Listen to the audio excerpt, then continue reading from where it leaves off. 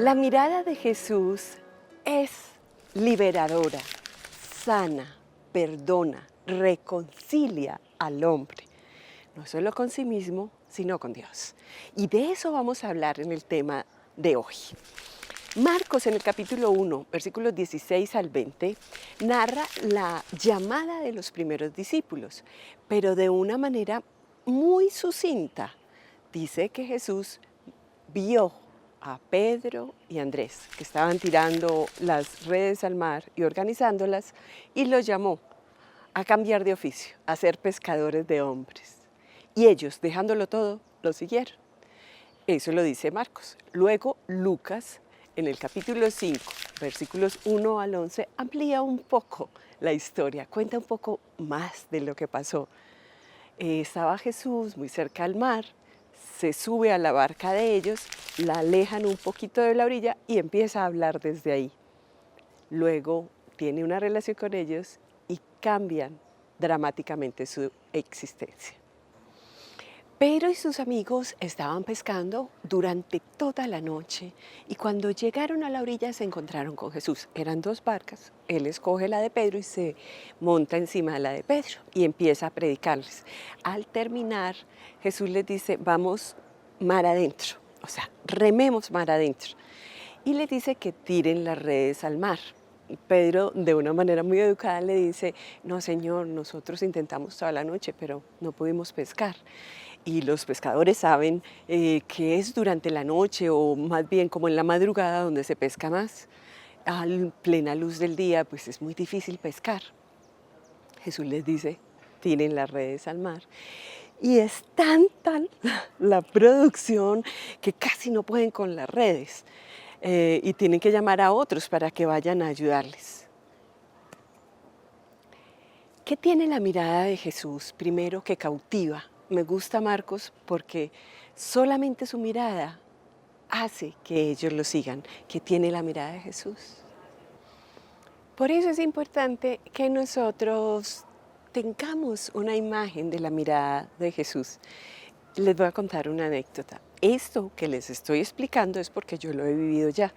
Y durante mucho tiempo me pasé intentando poner en mi mente y sobre todo en mi corazón, en los sentidos internos, una mirada de Jesús, una que me cautivara, una que sanara mi corazón, una que tranquilizara mis días angustiados o complejos o tristes. Bueno, una mirada de la de Pedro, de la que hace seguirlo, de la que siente perdón, de la que siente amor. Y durante mucho tiempo la busqué y no la encontraba. Y un día, mirando una película de Jesús, que ni siquiera yo estaba interesada, sino que me llamaron a mirarla, encontré la mirada de Jesús, esa que me llegaba al corazón. Y desde eso, esa mirada está clavada aquí, adentro. Cuando hay angustia, cuando hay tristeza, yo dejo que esa mirada me vuelva a penetrar y sana mi existencia.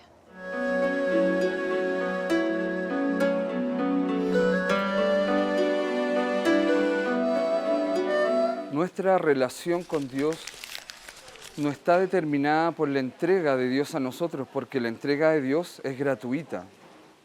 Dios no promete algo, Dios no promete un cielo, Dios se promete a sí mismo y lo hace de manera gratuita.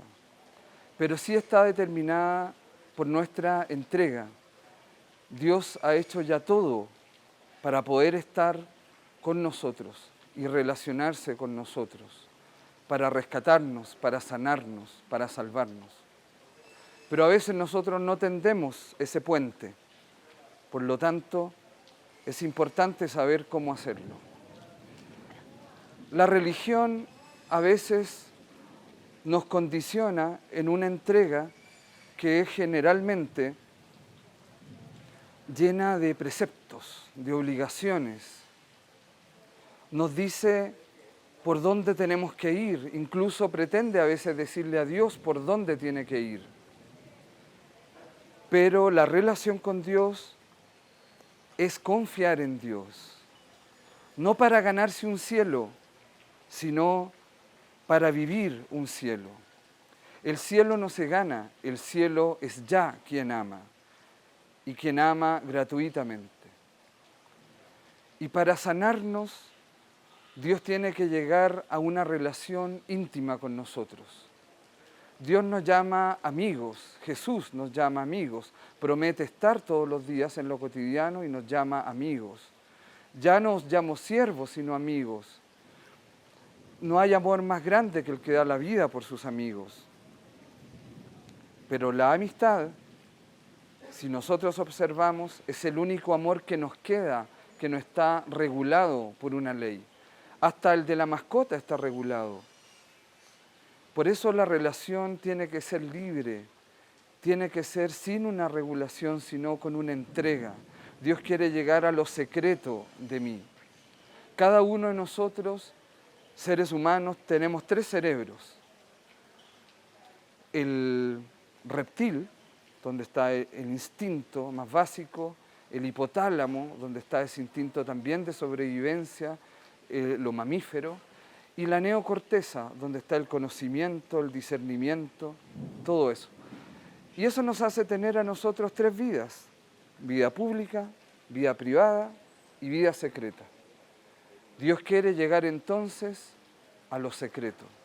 Hay un texto de Mateo capítulo 6, verso 6, que en el original, en koineo, griego popular, nos dice: cuando estés orando, entra hacia adentro del cuarto de almacenamiento de ti, es decir, lo íntimo, tu vida secreta, aquello que tú no subes a las redes sociales, sino que solo sabe Dios y tú. Dios quiere llegar ahí, no para juzgarte, no para mirarte, no para chismosear, sino para acompañarte y crecer contigo. Entonces, esa entrega en la relación tiene que llegar a esa parte, a lo íntimo de ti.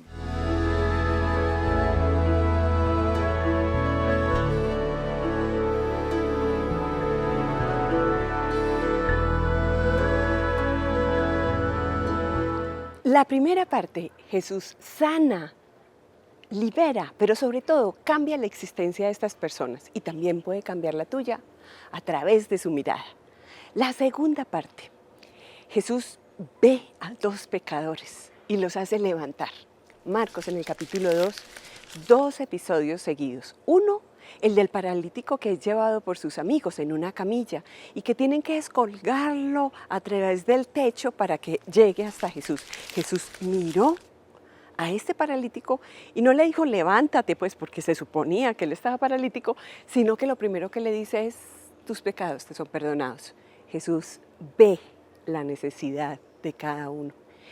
Y el segundo episodio es el Leví, el publicano. Está sentado ahí en el sitio donde cobraba impuestos. Jesús lo mira y él cambia su existencia. ¿Quién podía mirar a un pecador? Jesús.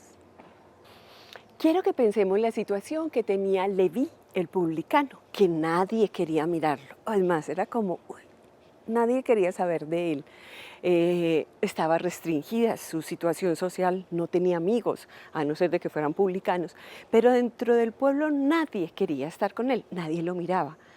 Pero Jesús sí. Yo no sé si a ustedes les ha pasado, pero muchas veces cuando nosotros estamos en una situación de pecado, no quisiéramos que nadie nos viera. Es más, nos escondemos de las miradas, intentamos que nadie se dé cuenta de lo que nosotros estamos haciendo. ¿Y qué tal que nos viera Jesús? ¿Y qué tal que nos mirara Jesús? Porque Él no nos va a mirar juzgándonos como las otras miradas que nosotros no queremos recibir, sino Jesús nos va a mirar para sanar el corazón, para atrapar al que está pecando y traerlo al bien. Esa mirada no está juzgando, esa mirada está recordándole al pecador que Dios ama al pecador, no al pecado. Que Dios te ama por lo que tú eres profundamente, por lo que tú sientes en tu interior. Una de las cosas que más me ha llamado la atención en el trabajo pastoral en la cárcel es mirar a esos presos que sienten que no son dignos ni de ser abrazados, ni de conversar con ellos, y menos de que los miren a los ojos. Y el ejercicio repetido, repetido es mírame a los ojos. Y estas personas dicen, no me siento capaz. Yo, mírame, mírame a los ojos, mírame con lo que tú tienes, mírame con lo que tú eres. Y me dijo, pero es que yo soy... No, tú eres una persona que tiene todas las posibilidades de cambiar. Y así es como nos mira Jesús.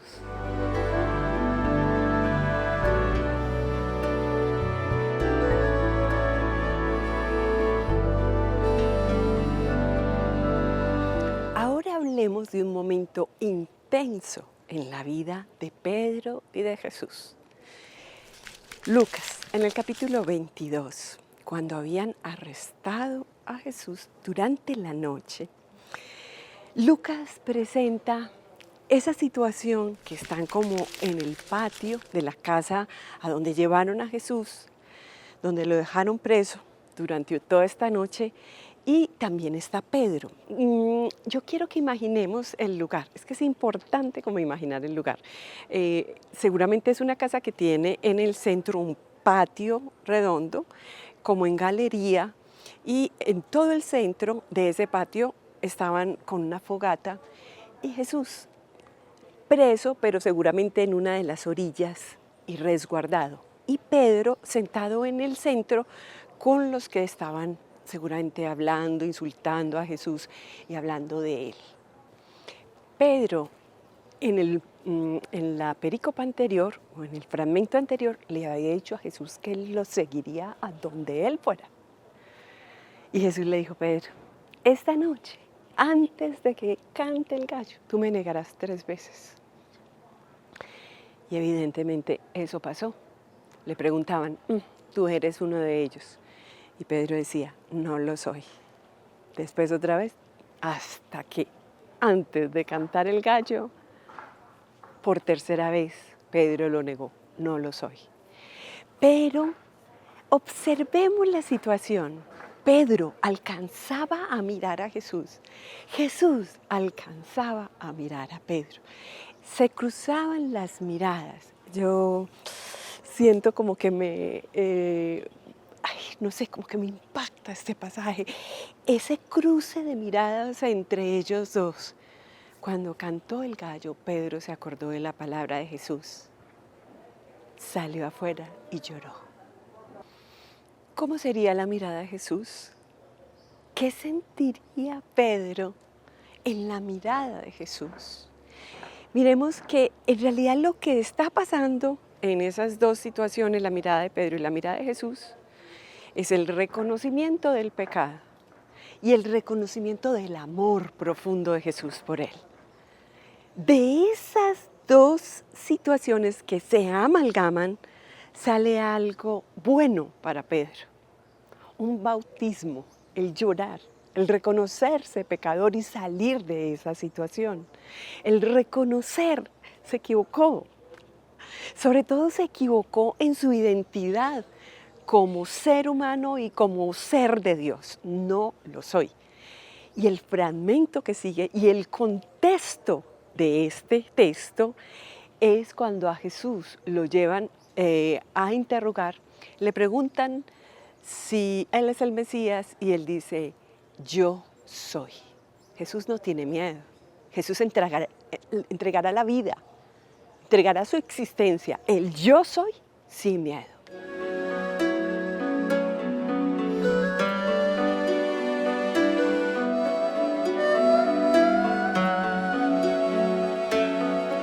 Cuando tenemos una relación íntima con Dios, llega el momento en que le planteamos objeciones a Dios.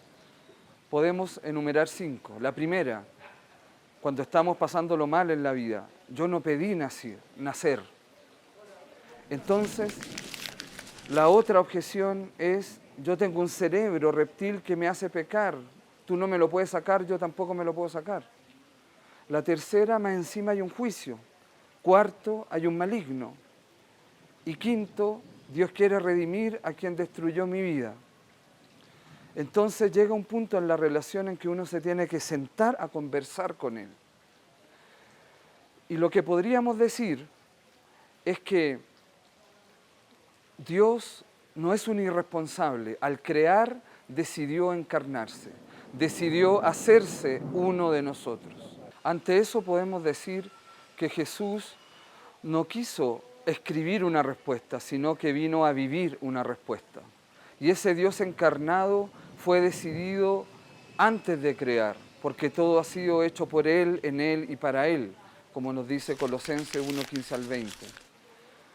Por eso es importante tomar conciencia que Dios no es un sádico, no es un irresponsable, no se quedó en su cielito, sino que quiso estar con nosotros para entrar en relación con nosotros. Dios nos sana desde lo que somos. Dios no vive en nada que no sea real. Por eso Dios pasó por el barro de la vida y se hizo respuesta a nuestra vida.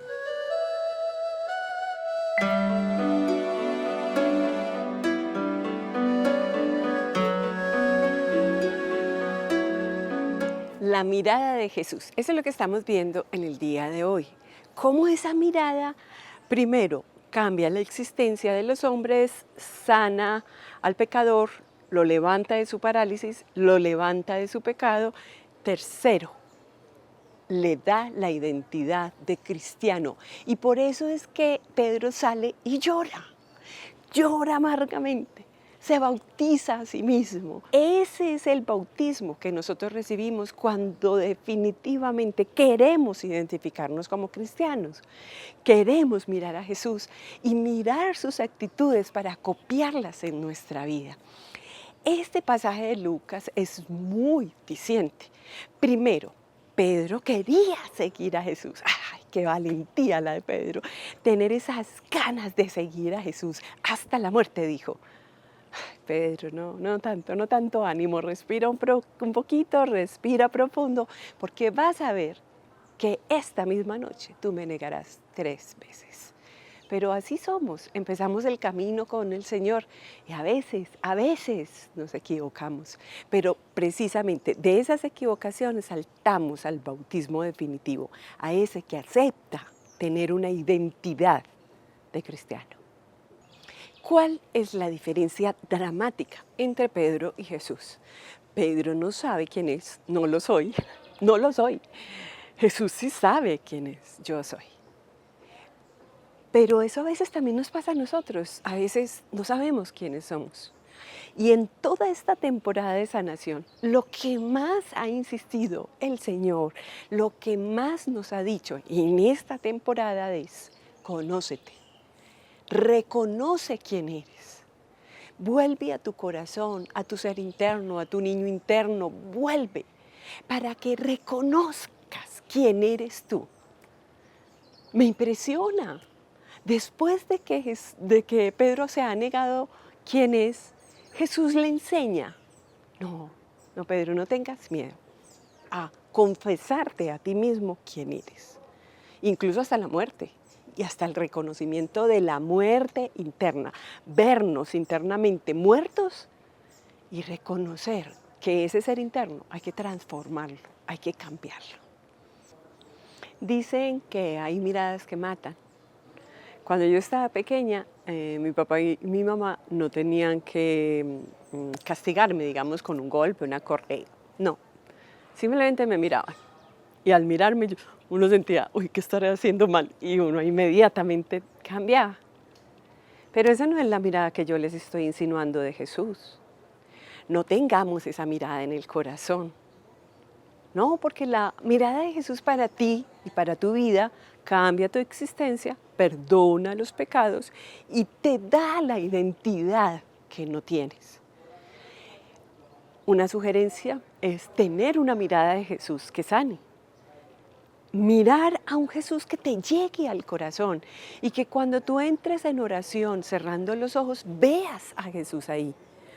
O tener la mirada de Jesús, ¿qué es lo que hace Él? ¿Por qué no se equivoca? ¿Por qué no cae en el pecado? Porque Él fijamente está mirando a su Padre. Esa es la invitación. Mira a Jesús para no caer en la tentación y menos caer en el pecado. Este es Escrito para el Alma, un programa de Televid Que pretende que desde las Sagradas Escrituras nosotros podamos cambiar la existencia, ser perdonados por el pecado y que Jesús nos ayude a tener identidad de hijos de Dios.